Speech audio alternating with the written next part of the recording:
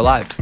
Yay. Miranda, it is great to meet you. So great to meet you. And I'm very excited that you're on my show. And thanks for coming in, especially, I know you just had a cross-country flight. Oh, yeah. So that means a lot that you took the time to come in. Of course. That's the New York vibe. I lived here for a while, too. So I like to just get here and get into the mix. And I was just saying to you, this is my first podcast. So when I heard we were doing it, I jumped on it. I'm very honored. It's a big honor. I don't know how else to say it. You're so sweet. But I watched a bunch of your podcasts and you're so cool. And it seems like you do a really good job of like checking the vibe of all of the people that you bring in and kind of like let it happen, you know? So I just thought that was really cool. I appreciate that. Thank you. So I told you a few seconds ago, there's a little tidbit, little story, little something the world doesn't know about you from what's already out there. Yeah. So I feel like from where all of the internet stuff has come from, I think the internet doesn't know one of the most important things to me, and that's that I'm a singer as well. I started modeling, hustling, working at a dispensary in LA, doing, 7 jobs at one time when I first moved to LA to be able to afford the music. And my modeling took off, and then the wedding happened and the viral moment of it all. But I really want people to, be able to hear this music that I've been sitting on while doing all these hundreds of jobs and doing that. So that's kind of like my little Hannah Montana secret of it all. But I feel like, to be fair, like at least, and I'm just going off the Instagram bio, songstress is the first thing in your bio. I try to tell them. Maybe we should capitalize it. Yeah. It's just one of those things too that I feel like, all of our favorite celebrities, all of the people who motivate and inspire us have 100 jobs, right? Like our favorite singer has a perfume, like it's crazy that we try to like limit ourselves, or people tell us that you can only do one thing so often. I mean, how many people do you hear that story from, but the people who we would love to be on the same tier of can have a line in Kohl's and a luxury perfume at the same time, while getting a Grammy and a Tony and everything else. So I try to make sure that it's known, but I've kept my head down and been hustling, but definitely want to be known more for my music. So how frequently have you been putting out music, and like how are you trying to have that be at the forefront of why people know you as opposed to everything else that you're doing? Yeah, I mean, it's all cool. Like I think it's incredible to feel so passionate about so many different aspects of my life. I know people who are at the same wavelength and like time period of life that I'm in, who still are trying to figure out even who they are, what hobbies they actually enjoy doing, right? So I feel very grateful to have so many. I've put out a few songs over the past couple years, not enough. I work with really talented people who are also super successful and killing it. So it'll be really great. Like I'll start working on a project and then everyone goes on tour. And it's so cool to work with so many people who are actually doing it and working hard and in the studio, on tour. But my main focus for this year is like really making that time for myself. And it's also kind of a topic of conversation with a lot of girls my age of like making the time for the things that you actually enjoy, whether that's literally painting by fucking numbers or going after the job that you've always wanted. Right. And I'm kind of trying to do both, paint by numbers and also the things that really matter to me. And I've got a few singles out. I've got a project that I'm finishing up right now. But the sky's really the limit on that. So. Where is there a single that you want to particularly highlight? If somebody were to listen to your music, what's the first one, or maybe the second or third, I don't know, that you want people to listen to? There's 2 for sure. I'm really proud of the first single that I put out, Rear View. I had been out in LA for like 3 months, and I came in like I was Christina Aguilera. Like I was like, it's time to get to work. Obsessed. Love that. So worked really hard on that one and was very proud of it. Guerrilla styled that whole music video on a $1 budget. Sorry to Turbo. What's it called? Where you rent the cars? Is it Turo? Oh yeah. I was like 24 at the time, and you can't rent like nice cars unless you're like 28 or something like that. So we like made up this whole story on surprising my boyfriend, so that I could rent this car and that he would be driving it afterwards. And the Turo owner like pulled up on us at the shoot. And I'm in like a white gown on the side of the beach in this vintage car. He's just running late at the airport, you know? So that one just like, it holds like a very special place in my heart. And I think it's really good. I think a lot of people are really embarrassed with the first song that they put out. And I love that song. But the last song that I put out was called You Don't Know. And I put that out last year. Okay.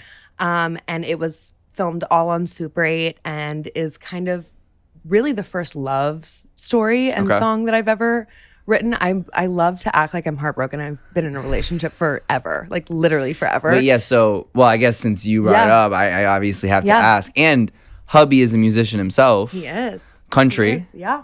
So have you guys ever collabed, or is this in the works? So Rear View, we actually wrote together, which was so cool. He actually was in my music video too, and I'm in a majority of his, which is really amazing. We love working together. I feel like I could talk about this man all day long because he really is great. And like, I know I'm in a room full of straight men right now, but like there is a very small amount of them out there that I really, really fuck with, and he is on that list. I hope so. Yeah, no, for sure. But some people are like, "Oh, my husband," Yeah, it's true. We're still new, but I mean, 10 years in at this point. So, but yeah, we work together on everything. When he's on tour, I'm his photographer, tour wifey. We do it all together. So I love collaborating with him on everything. Okay, wait, I have a lot of questions. So you guys met 10 years ago, you said?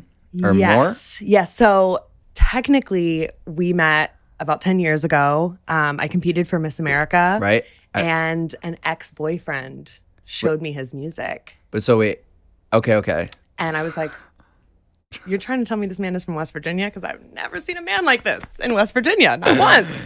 Damn. And, he was really big, especially in West Virginia as like a rapper at the time. And he slid in my Twitter DMs. No, the Twitter DMs. So the Twitter Dms, yeah. That's kind of cheeky. It's super cheeky. Wait, but hold on. Because I'm like silly goose over there too. But hold on, So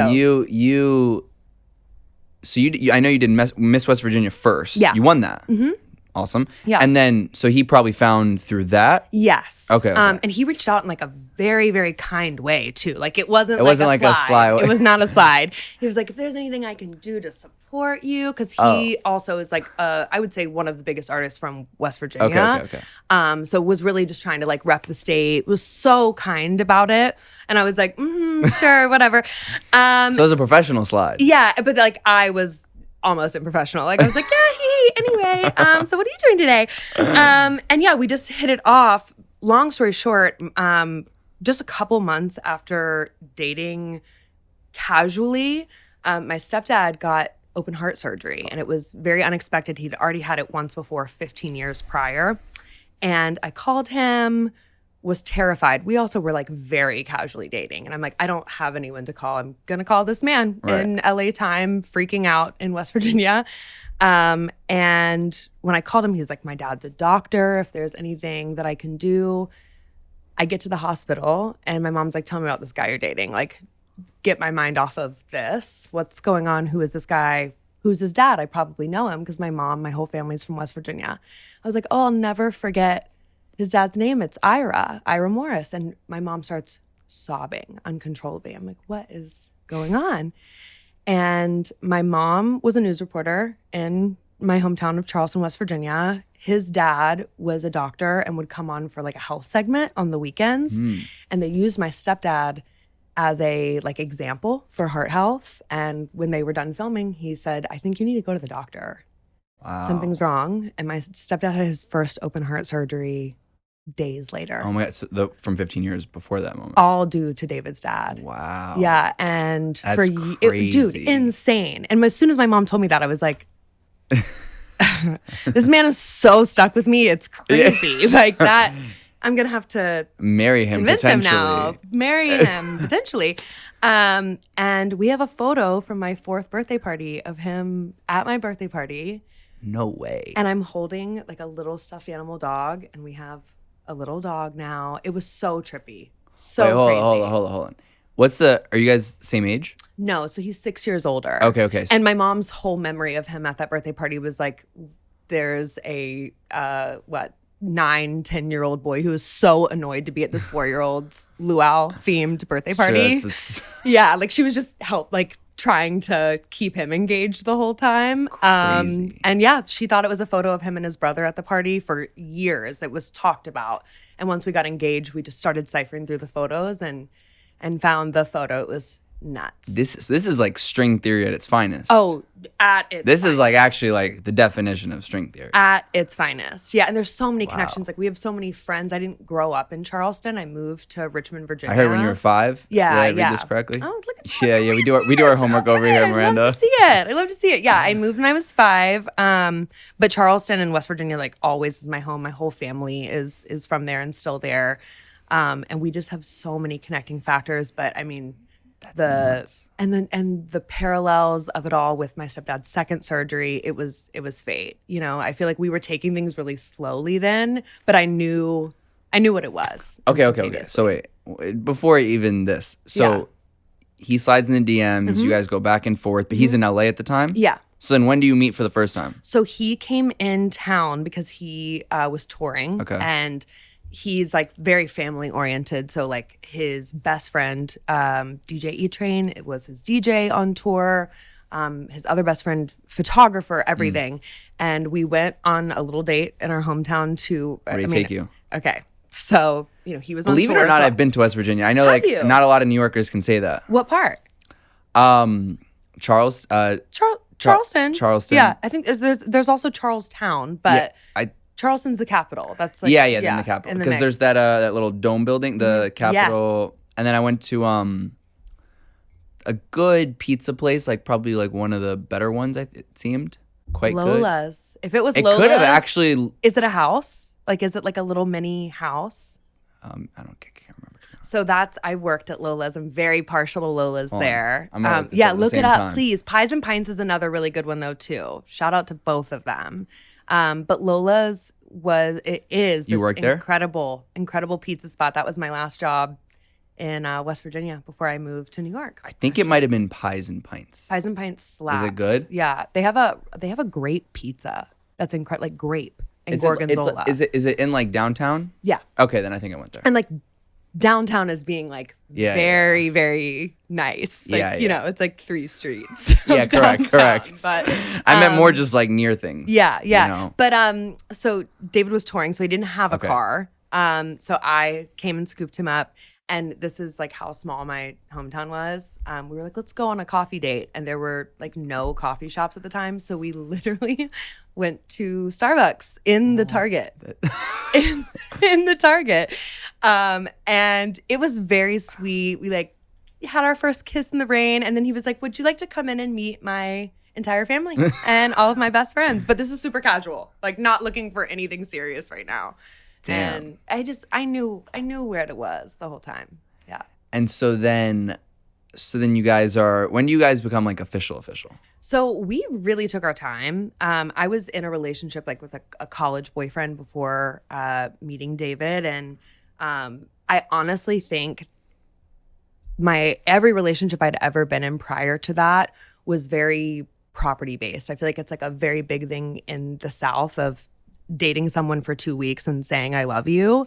So I didn't really know what I liked in a relationship and like taking that time. And that's like the big differentiator with David and I. We were pretty casual for like 2 years of like a decade relationship. Yeah. And right around that 1.5, 2 year mark was when I was moving up to New York. And I was like, I know that I love you and I know that you do too. But if I'm not going to let this just slip from underneath us. I want to be intentional, you know, especially because I knew how important he was to me and how important like our friendship was in the relationship. And I think sometimes when you're not like nurturing a relationship, when you're not watering the relationship, it can get away from you, you know? So I was like, let's take a pause on this and see if we come back. And we did. I dated a DJ in between. So it was, you know, inevitable at that point. But we remained friends and was never any beef or anything. It really was like both of us truly understanding that like both of us needed to grow a little bit to get to that next step of the relationship. And when we got back together, it was Dunzo. Yeah, for sure. Wow. And so then you guys officially married when? Yeah, we got married in October. Congratulations. Yeah, so Brandon, it was like 5 months a couple days ago. So that part is crazy where I'm like, we've almost been. Does it feel any different? So I've seen this is like a big debate on when people say that like it doesn't feel any different, because there's a part of me that says it doesn't feel any different and it shouldn't. Like it shouldn't take the like wedding ring going on your finger for that person to be your partner, especially if you're, buying a house, sharing a life with a person, right? But I think the forever aspect, like really, that part really hits where I knew I wanted to be with him forever, but walking through life with someone and like making those major life decisions and planning for those things, doing that with someone that you're in it with for the long haul is just, there's nothing like it. And I every day I'm like there's a little bit more gratefulness and a little bit more love that gets built on that I could not put a price tag on. Like it's the coolest thing ever. What do you, and maybe also, what does David do to intentionally nurture the relationship? So that's a big thing for me, especially with him being a touring musician and going back and forth between LA and Nashville. So since our relationship started long distance, I feel like we both hold it as a responsibility to be really present. And it can be difficult. But I do think that almost kind of trained us to be intentional. Like when we have date nights, phones are off. Yeah. No one's calling, David is like moves in intention. Like my feet don't even touch the ground before I have a perfectly made coffee in the morning. I don't ask for it. I never have. It's just something that he does to show his love. That orange peel theory is David in a person, I think we both just actively try to be very present and communicate as much as possible too. Especially with like the long distance and touring of it all, it can be really easy to get wrapped up in everyday life. Right. And I think constantly checking in and communicating on that of like what the other person needs or what you want, and that there being an open space for that has been something that I've never experienced in any other relationship before. What's it been like? Because I guess he had been successful when you like already in his career, more developed in his career, and you were just getting started, I presume. What's it then been like also? I imagine for him, it's probably been so cool to see you have your own career and do your own things, also seemingly working together, which is super cool. But what's that been like for you as well to kind of do that together and also on your own and carve your own path and your own career? Yeah, it's been incredible. When I first started dating David, I was dating a rapper and got married to a country singer. Yeah. So also the trajectory for him has been I've seen the full change there and transition and the work ethic that he put into that. It's been incredible. I would say on my side, and the support that he's been for me is unlike anything I could have asked for. Like I couldn't have prayed for a better situation. I also think it was really cool that his music he popped on TikTok, and that's where a lot of his supporters and communities came from. So when all of this happened for me, we were literally getting on a plane to Europe for our honeymoon.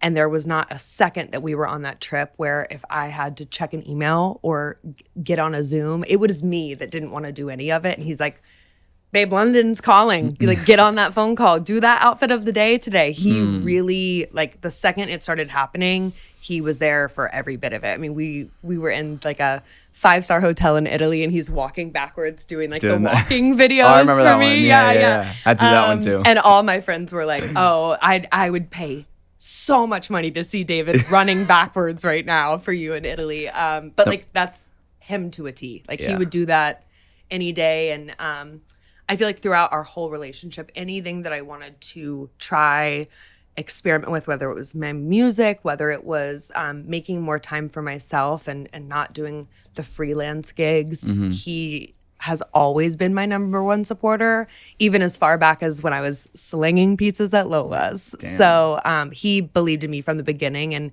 it's been very beautiful to watch us both have these really pivotal moments in our careers and do it together, and also be able to look back on literally a decade worth of time. Have you always personally believed in yourself and that you could do what you're doing today?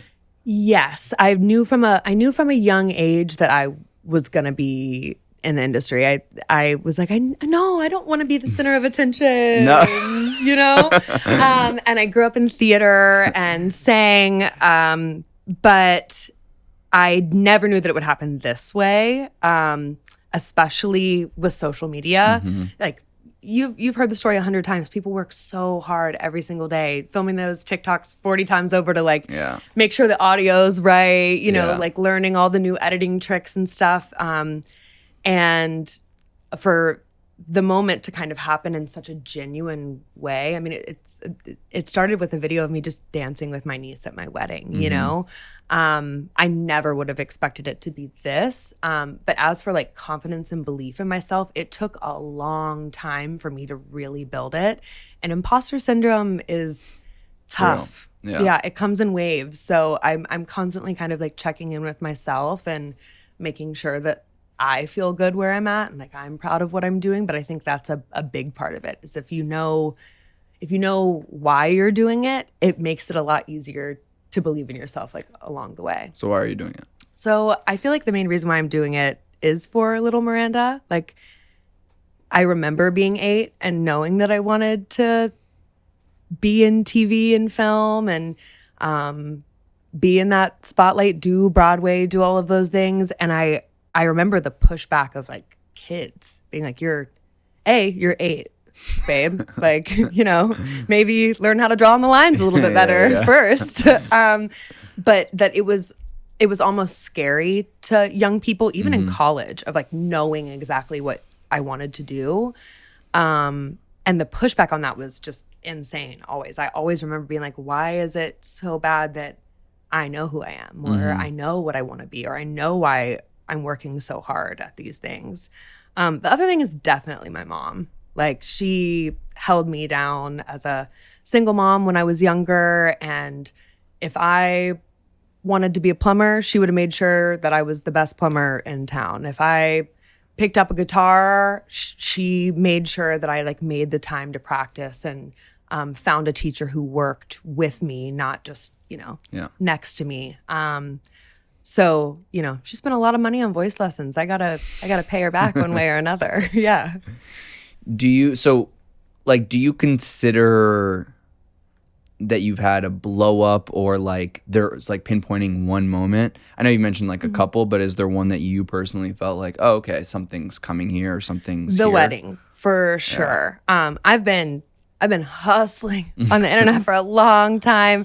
The modeling all started really for me in the pandemic. I was doing it for fun. I mean, as an actor, as a singer, you have to have photos, right? You have to be on social media. Right. So I was doing a lot of it for fun, and it would kind of like be a part of the perks with the job.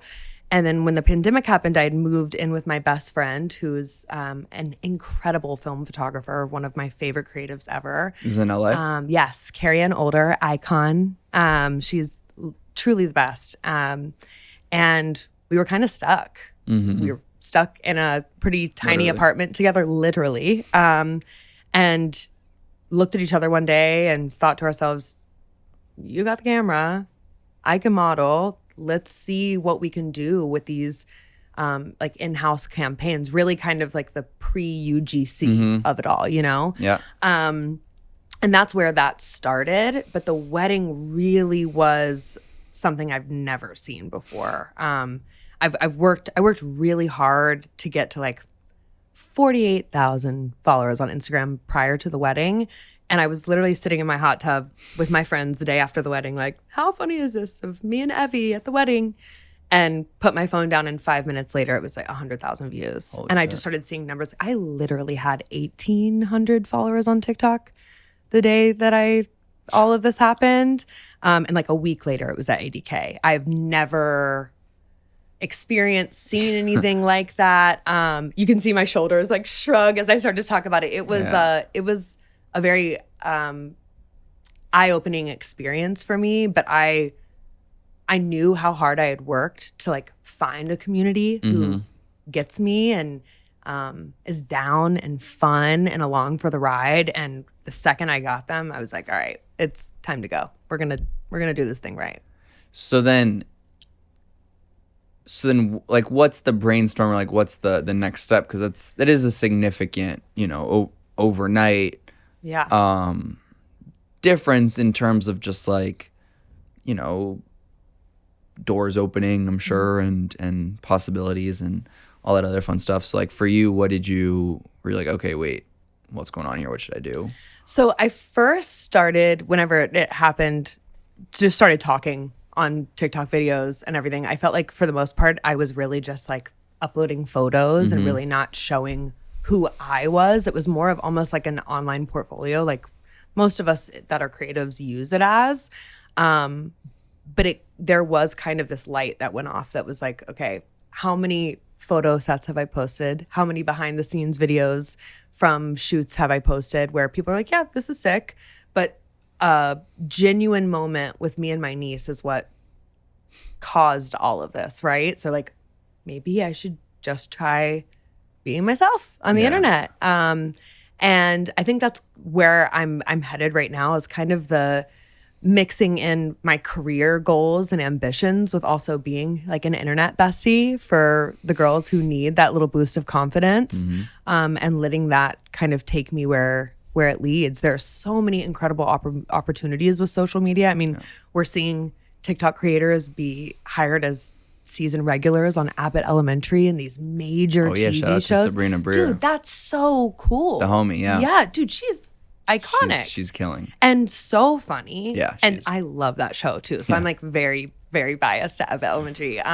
But to me, that's a perfect example of how creators have been belittled for a few years. Like I remember when there was a few content creators who were brought onto the Met Gala a few years ago, and it was like the joke of the century, and now they are the season regulars. They are the talent, and they're being recognized as such. So for me, I want to be able to utilize it to move to those career goals. I mean, I think what's cool too for you is like there's all of it, I'm sure, and maybe you already realize it, and sometimes it's always nice to get reminders, like they all work together, and like I think like you like, it's cool to see you have so many different passions and talents. And I think, what you were saying earlier about people being able to do multiple things at once, like you're a great case in point of, being able to do that and do it successfully. For you, then how do you like take all of the different things that you're doing and then mesh them together into, your brand and your identity and more than just the social media, which, in and of itself is obviously super valuable, but then going past that too as well? I think it's definitely made me way more fearless in my career. Like you can message people on Instagram that you want to work with and want to create with and have amazing opportunities come of that. I really am trying to figure out, the big thing for me is time. I always feel like I'm on borrowed time. Yeah. So trying to get that schedule. Like I saw a girl the other day who said that she has organic content days and then non-organic content days. And she films all of these things on Mondays and all of the other things on Wednesdays. I That's do crazy. not. I do not. So I'm trying to learn to actually treat it like a business. I feel like that is like a big part, which in turn makes me respect the time of others more and makes me want to connect with more people and work harder on my career outside of social media. But it's kind of like business 101 on both ends for sure. Do you ever fear that some of the adrenaline rush of getting X amount of followers in a night, then, because it's like sometimes it could be like almost like a drug, like it's like you kind of like live, and I have friends and people in this situation where they have big followings, and it's like, and they get sucked into it where then they're doing everything in their life for followers and likes and views and whatnot, and they're fucking miserable. Yeah, that's my biggest fear. So if anything, I'm like, Okay. I'm very conscious of not wanting that. I'm very hyper aware of it. I do think I kind of got a crash course on it. This all happening while being on my honeymoon and like needing to be present so with where my were you, husband. in Italy, you said? Yeah, so we went to Europe. We went to London, Paris, and then went all over Italy for 11 days. It was incredible. But that kind of trained me a little bit because it was like, okay, well, the people are here and you need to post today, you know. Paid big bucks to an iconic content creator for my wedding. So had those drafts ready to go, you know, and I would post. I respond to a few things and then it goes away. Like I can't look. I think the biggest thing that I feel with it is when something starts to go viral is when I get nervous. Like it's almost the opposite. It's not validation. It's what makes you nervous? Shit, some scary people are about to come out because it just does, right? You cycle through the like fun people of the internet and then it reaches that like one audience and it's you know. Does it affect you? It like I said, it affects me in a way of just like, oh, like what's gonna come of this? Mean comments don't affect me because I did Miss America. Like you literally cannot hurt my feelings, you know? Like that is impossible actually. I dare you. No, please don't. But I think the thing that does affect me is like it's almost the like passive aggressive comments that will get me. Like I had a girl the other day message me and be like, I need to know how much you weigh because I think we weigh the same and I've always thought I was ugly and disgusting. But since I've seen you, I feel better. That's a crazy, I don't even know what to say to that. Oh, the audacity is like free. Wait, what do you even say to that? Absolutely nothing. That is a hidden DM that stays in the hidden DMs. Yeah. I feel like the most backhanded, but like I don't even know what to. The curve model lane gets a little tricky because I want to be a place where women can come to me and get a boost of confidence that they rightfully deserve, you know, by being themselves and finding someone on the internet who's happy to just be that, you know. But it does get a little tricky in that end. What is the differentiation or classification of like curve model by definition? Like what is that? Because I think there's been so, especially like in the last 20, maybe 30 years, I don't know. Yeah. I'm curious to learn more about it. Is like there's different ways that people are, or different terminologies that people are using specifically in this industry that has obviously a lot of issues in and of itself. Yes. So I'm curious to kind of hear your POV and learn more about that. Well, it changes every day. Okay. So like it's something new. I moved to LA in the end of 2017. And I fearlessly went to like every single modeling agent, even ones that like I had absolutely no reason to go into. But my thought process was if you go, the scariest thing that you could ever do is out of the way now, right? You did Miss America. Isn't that scarier? No? I think it was because I was on stage singing that like it felt comfy. Like I was like, I could do this interview because just wait till I sing, you know? So walking into those and it strictly being based off of like what you look like and what your portfolio looks like, I was afraid to get laughed at, and it did not happen once. The top agencies were so kind to me, and I was very unprepared. Like I needed to have more than 3 photos, you know? Right. But I walked in, I wanted to do that and kind of get those scaries out of the way. But I remember being told like, I think there's going to be a curve model at this agency or like a division in this agency, and you're not quite plus size, but you're not a straight size model. So I feel like it kind of switches in between curve and mid size. I'm seeing a lot of mid size right now. Okay. That's kind of like How do you feel about these terms? I don't pay me. Yeah. You know? Facts. You can call me whatever you want. If that check comes in. Obsessed with that energy. I do not Same. care. No, yeah. I'm not going to sit here and be like, I'm a model. Call me just a model. Like I don't care, you know? And I do think that it's important for women to see representation, you know, in mainstream media and like commercial and print, that they feel inclined to and feel that representation in, you know? So if you have to slap the name Curve on the front of it, cool. It's also weird for me to walk around and be like, I'm a model. But there's something about like, oh, I'm a curve model that feels a little bit more comfy to me. So maybe I am a little bit more comfortable with that side of it. But yeah, it changes every day. We'll see what it's called next year. What have you noticed like within the industry since, I guess, 2017, 7 years now? The ways that it's kind of working around all these different classifications and labels and names, and then also dealing with, I think, the, they want to adjust with the times, I would hope, at least. And then, there's even sometimes for them, it's the political correctness aspect. Like there's so many different factors. I think it's interesting. Yeah. I'm curious for you, because I'm not in this industry, is to know like what it's been like to kind of see it and dissect it. I definitely would say I'm the most booked I've ever been in the past year and a half, which is amazing. Pay you. Yeah, like I said, run that check. But I also think that comes with brands like finally becoming comfortable with being inclusive, or they're the people who are buying their products demanding them to be.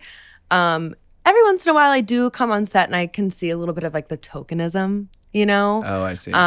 which as a white blonde curvy model, it's like if I'm the most inclusive you can get, we've got some work to do. You know what I mean? Right. But for the most part, it's been incredible. Like I feel like I have never been treated better on set.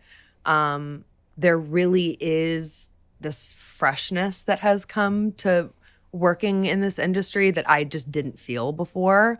And I honestly probably would have gotten into it a little bit sooner if I would have had the experience that I've had over the past couple years. But I also think the way that I went about it, like starting my modeling career professionally with my closest friends and like building that team together and getting comfortable that way made me so much more comfortable in all other aspects, because I had done the work and I'd done it with my friends. I was very proud of it. So walking on set, I don't have to feel any type of way, I am so comparatively to like Miss West Virginia and Miss America, probably a little different. Yeah.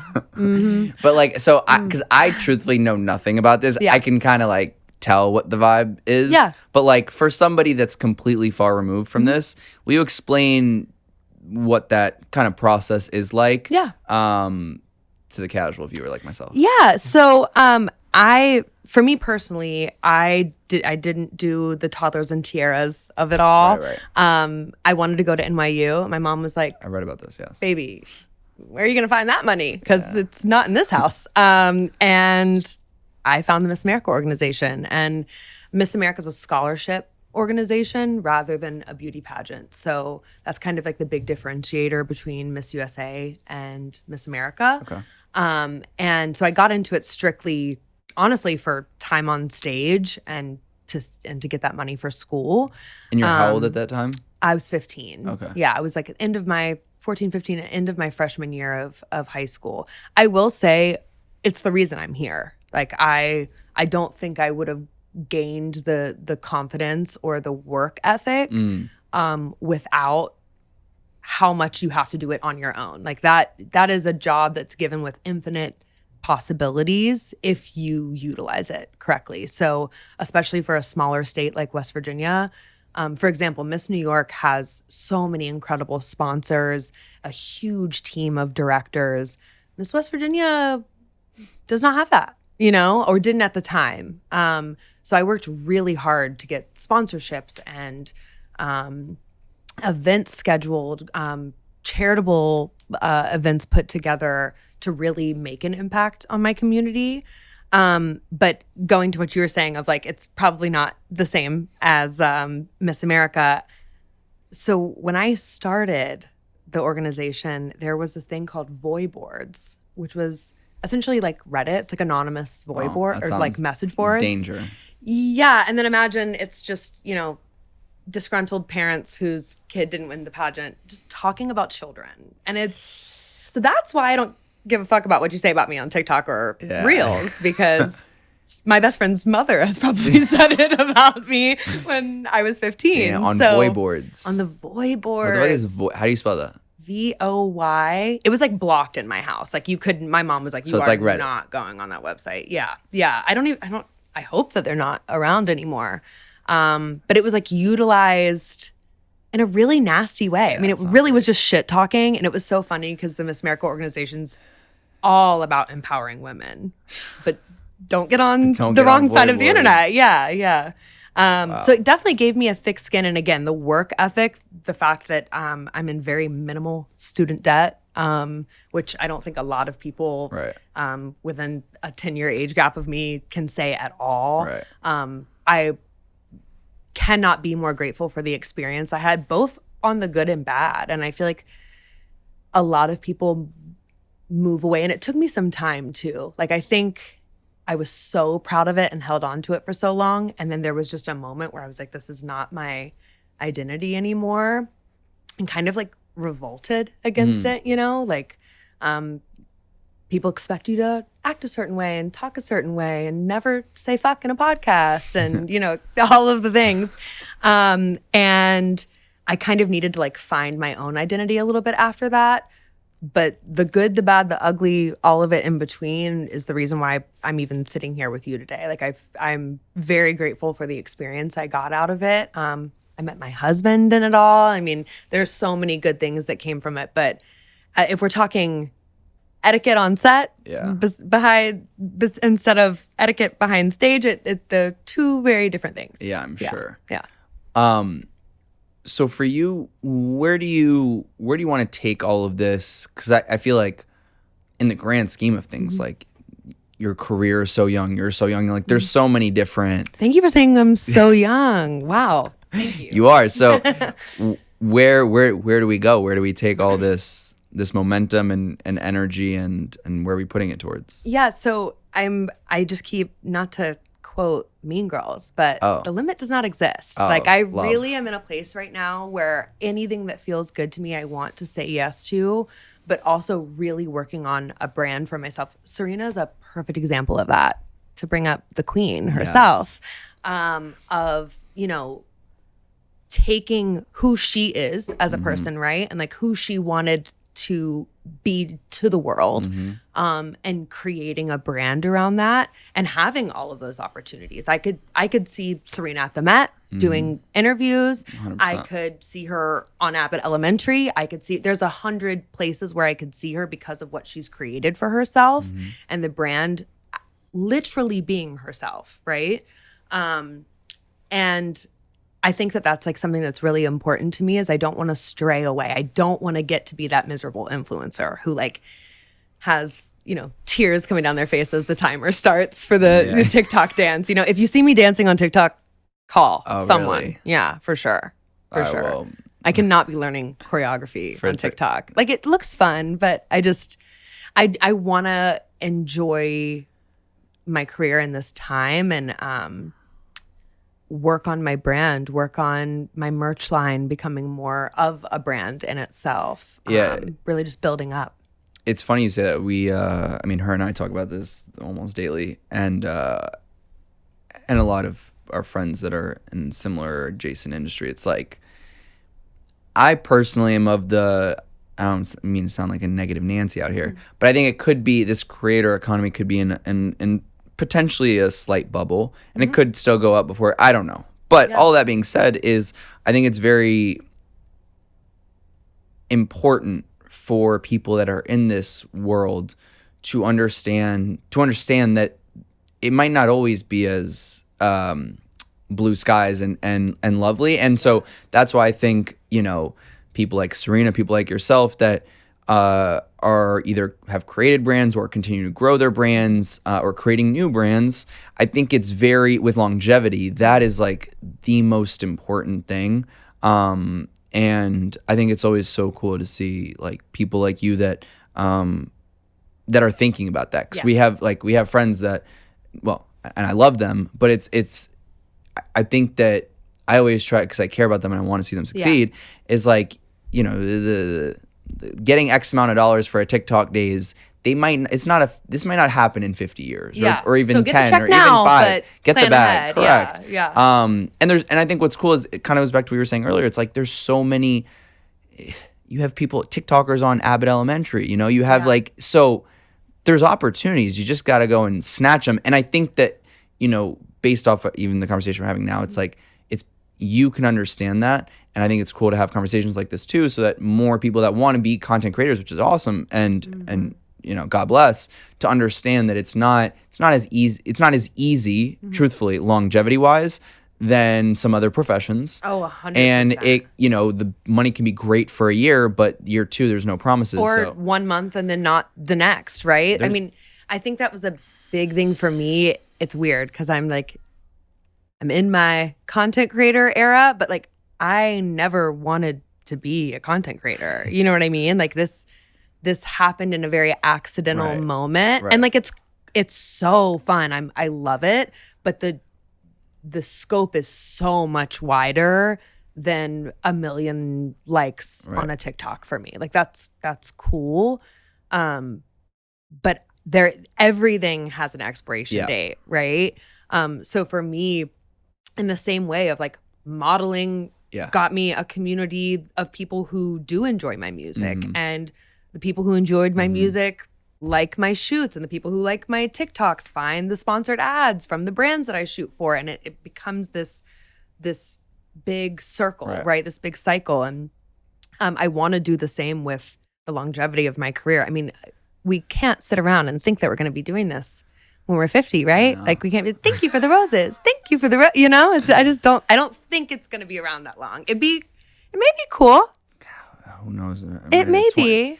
30 years ago, we didn't have the internet. But you make a perfect statement of, to utilize the opportunity when it comes, but to also instantaneously make that goal list. I mean, my phone is a notes app bucket list lockbox. I mean, it's just so many things that I want to cross off that list. And that was a big motivator for me when I was finding my manager, when I was figuring out what that next move would be, was finding a team of people who understand the large picture. Right. And also is like a crazy conversation too of like the influencer agencies of it all, and it's a nuts world. It's nuts. It's the wild west out there, I swear. But you really learn through that process what you want too, and I feel so grateful for how it's worked out for me, and having that time to figure out what I want. But yeah, the goal for everyone on the internet should be a business outside of the internet. Correct. One way or another.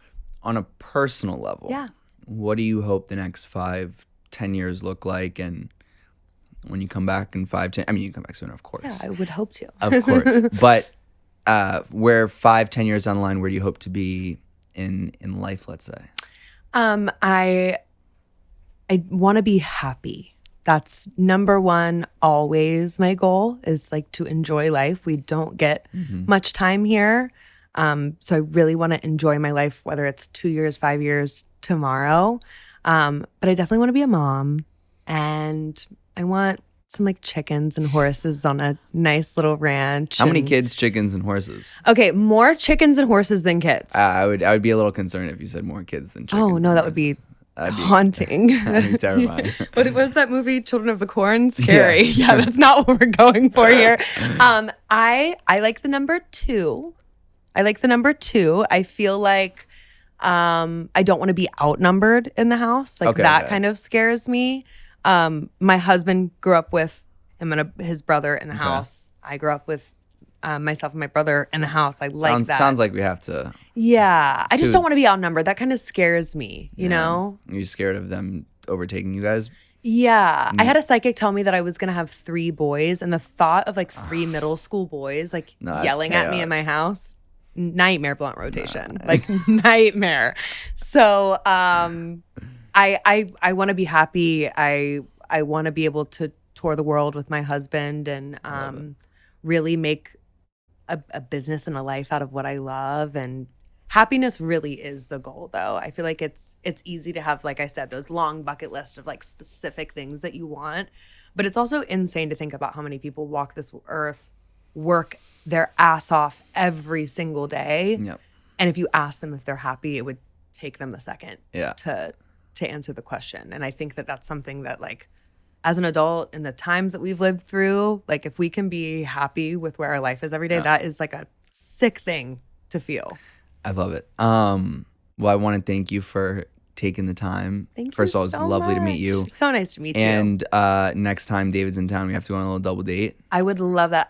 You think I'm kidding? I have followed Serena for years. Like when I tell you she's the queen of New York, like I believe it. Oh, she 100% is. Oh, I watched the podcast with you too. Oh, cheeky. Right? Wait. Did you know? You know this is actually like the first time we met, right? Yes. Like people don't understand. Like, were you working that? I did my research as well. I did my research as well, and when I watched that, I was like, they are in love. Like this is happening. But people don't like. They're like, oh, Felix, you invited. You had. I'm like, no. First of all, I'm a professional. First and foremost. I can tell you were trying to keep it professional. Like that's how to get canceled. I mean, 100%. But also, I will give you some credit too. She said something that made me laugh in that interview where or maybe it was the podcast of you all together where she was like, oh, like a straight man invited me onto his podcast, and I was like, what does he want to talk to me about? You know, so funny. But I watched a few of your podcasts, and you are so kind and so lovely to talk to that.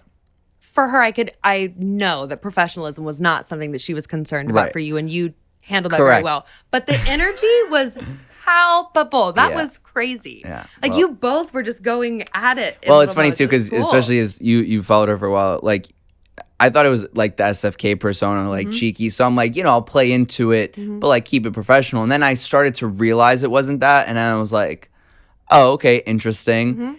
And, Walter was here, her PR guy was here. Like, the cameras are on. You're like, you're trying to figure it out all in the swing. Yeah. And so some people, like, will still get comments that are like, oh, like, is this the first? Like, no, that's literally the first time I ever met her was that's like so crazy. Cool to have that documented too. I mean, my God. And which is so on brand for her, by the way. Like, she's like, no, the fact that our first date is on it. My mom was then, when it came out, she was like taking notes to talk to me about it at lunch. She was like, I love that I get to watch my son on a first date. I was like, all right, that's cute. You're like, it's not our first date. I'm like, it's not our first date, but yes, it is. No, the energy was just very lovely. Like you could see her kind of take down the SFK armor, right? Yes. But also was 100% herself. It was very cool. Do you have the card games or no? I don't. But when I tell you, you have them? I have it. Oh, I need.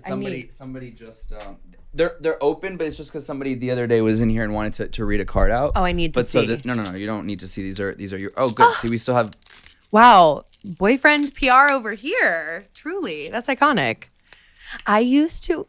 I worked a 9 to 5, and sorry to that boss, but every once in a while I would be like, oh, I have a Zoom meeting with one of our clients later, and I would go home to go watch Let's Fucking Date. Yes. Obsessed. I'd sit in my car in traffic and watch. Like no way. I think she is the baddest. Yeah, she is. So here we have. This will be your deck. Oh, I'm so stoked. We're playing at dinner tonight. I'm going to dinner with Harry later. Harry Hill. Oh, her friend. So we're gonna play. Oh, he's played.